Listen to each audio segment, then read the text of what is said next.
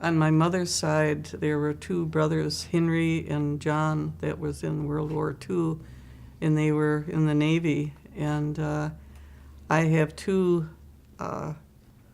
macrame purses that my uncle made aboard ship that my mother had, and that was Uncle John.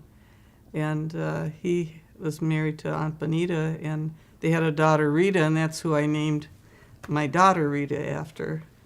And then my godmother was Lillian, my mother's sister, and through her marriage, their family had the island on Beebe Lake here in St. Michael.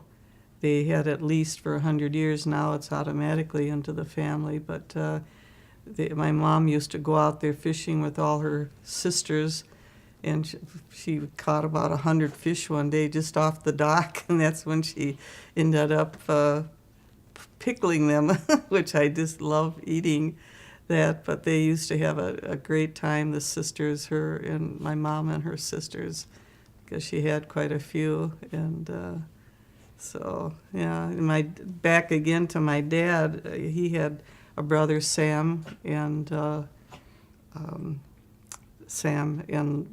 Louis was his half-brother at that time then, too. But he had... Louis was the one that was the engineer on the 400 between here and Chicago. Yeah, yeah. And they named it the 400 because in theory it took 400 minutes to go between Minneapolis and Chicago. But it was kind of interesting to have him as an engineer. That's pretty high up in the railroad business.